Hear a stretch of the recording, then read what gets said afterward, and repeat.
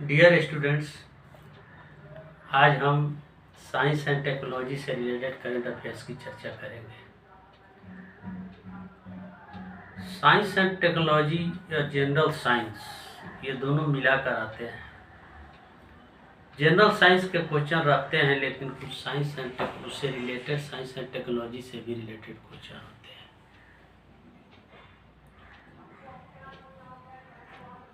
अब जैसे हाल में मोबाइल फ़ोन सेवा की 25वीं वर्षगांठ मनाया गया।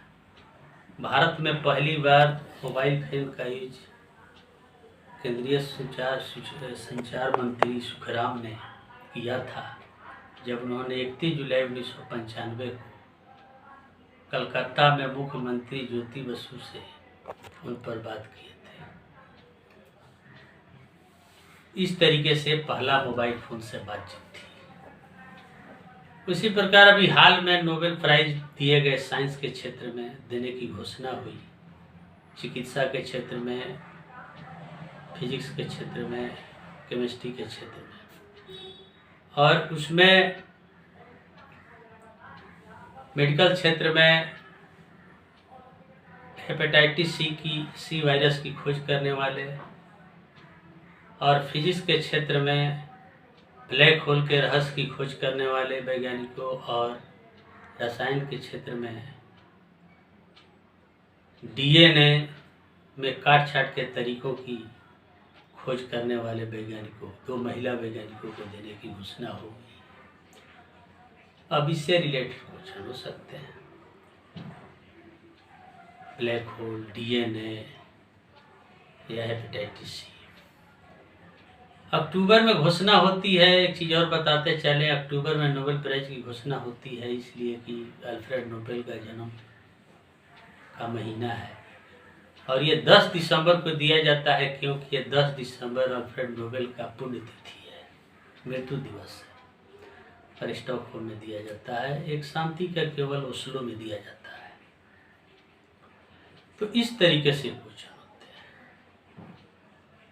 अब सबसे बड़ा वायरस चर्चा में रहा कोरोना वायरस, जो चीन के हुबेई प्रांत के राजधानी वुहान से चला। अब एक प्रश्न उठता है, सवाल उठते हैं कि लैब से उत्पन्न हुआ कि सी फूड के मार्केट से हुआ। कहा गया 2 मत है। कहा गया कि एक मछली बाजार से हुआ। झींगा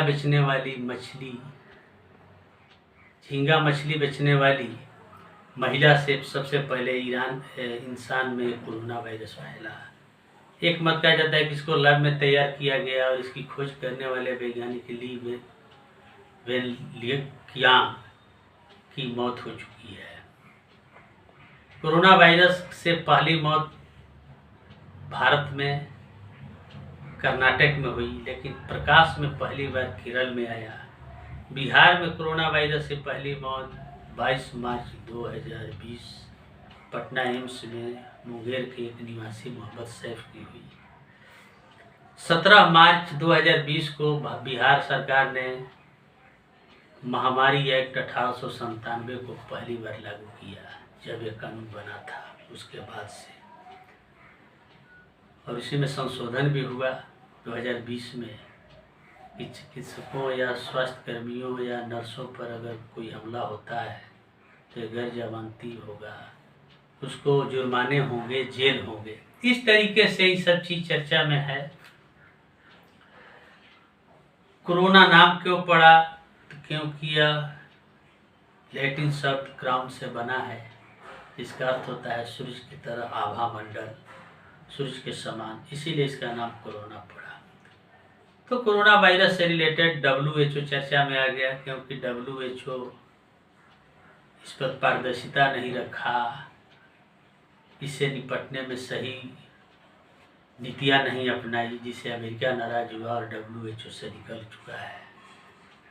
भारत के परिप्रेक्ष्य में भी WHO था कि कार्यकारी बोर्ड के अध्यक्ष भारत के केंद्रीय स्वास्थ्य मंत्री डॉक्टर हर्षवर्धन बने, और भारत में कोरोना से निपटने के लिए जो समिति बनी उसके भी अध्यक्ष डॉक्टर हर्षवर्धन ही है।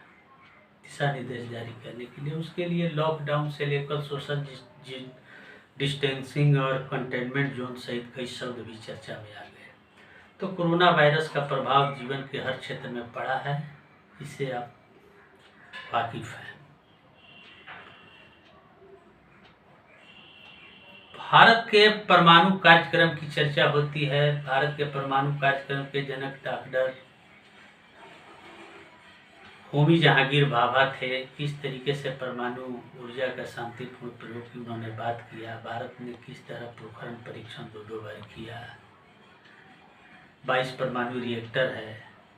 कई देशों के साथ भारत यूरेनियम और टेक्नोलॉजी से संबंधित समझौता भी किया है।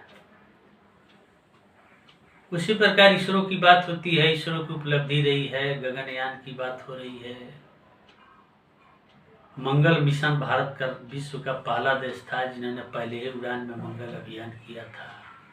अभी हाल में चीन और यूएई 2 देशों ने मंगल पर अपना यान भेजा है। इसके अलावा इसरो ने अंतरिक्ष बाजार में भी प्रवेश किया है। अब तक 319 विदेशी उपग्रह को भारत छोड़ चुका है सफलतापूर्वक। इसरो के चलते ही आज हम इंटरनेट की दुनिया में पहुंचे हैं। हाई स्पीड स्मार्टफोन का इतना यूज हो रहा है और सस्ता डेटा उपलब्ध हो रहा है। यह भारत की इसरो की ही भूमिका है। सर्जिकल स्ट्राइक हो, आपदा प्रबंधन हो, इस सब में इसरो के उपग्रह की महत्वपूर्ण भूमिका रही है।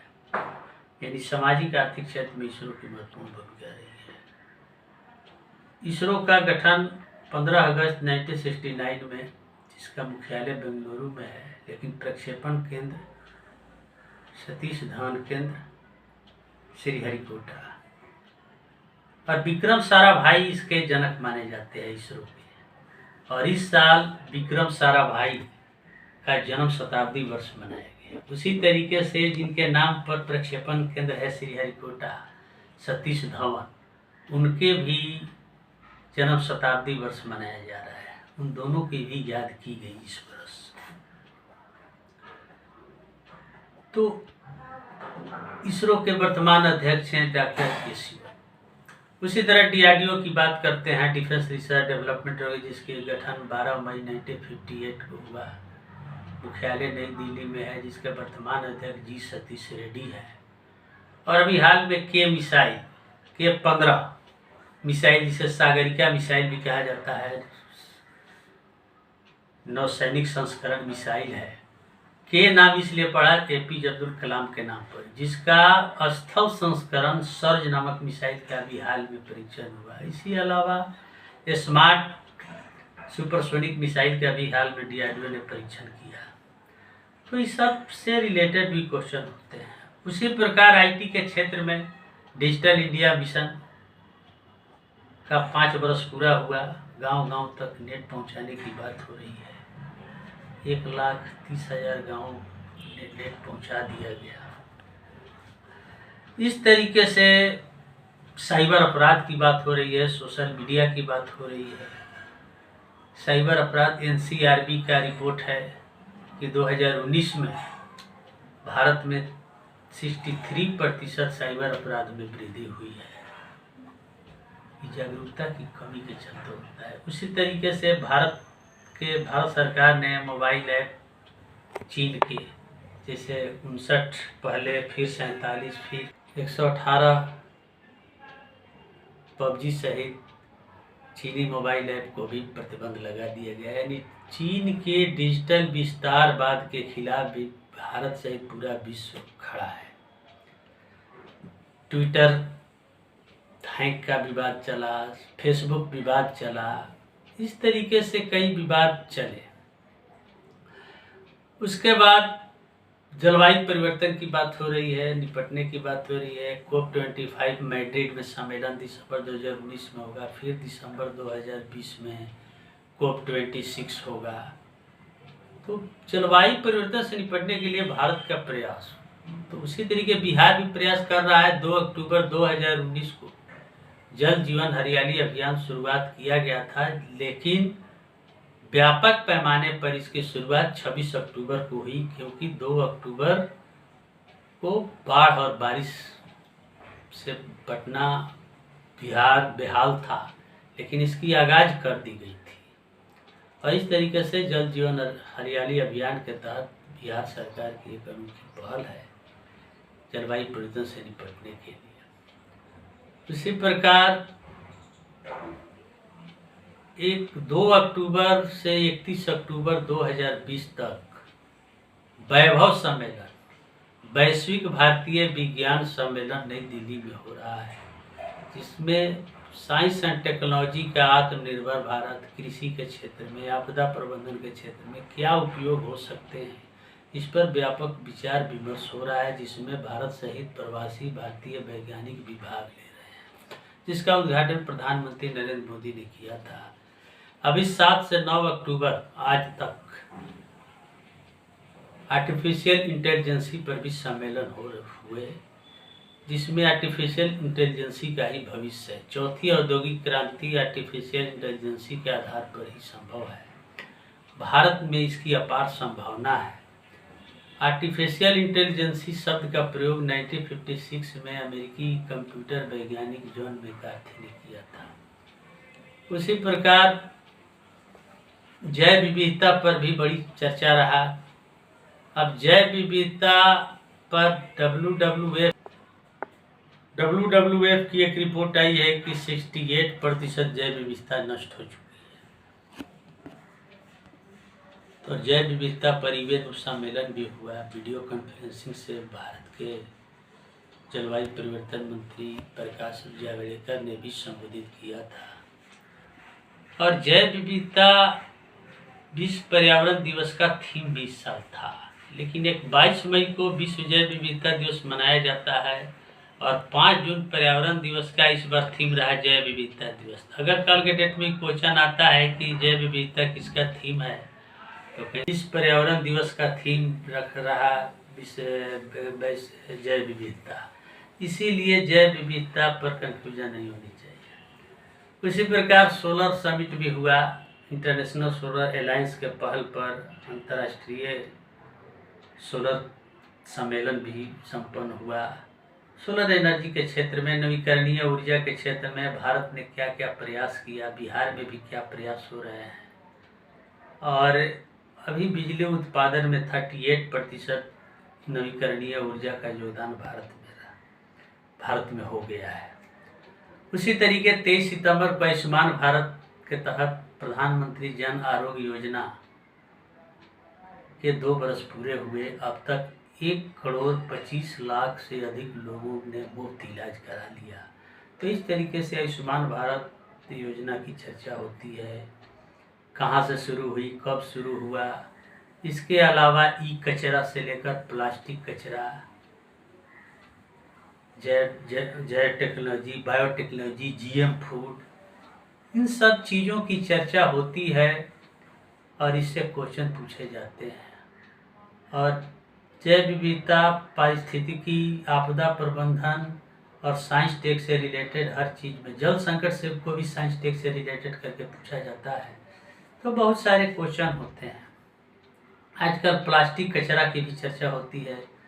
प्लास्टिक शब्द का प्रयोग, प्लास्टिक की खोज सबसे पहले इंग्लैंड के वैज्ञानिक अलेक्जेंडर पार्किस ने 1856 में किया था। तो सोचा भी नहीं था कि यह प्लास्टिक का इतना दुष्परिणाम निकलेगा। तो इस तरीके की चर्चा होती है।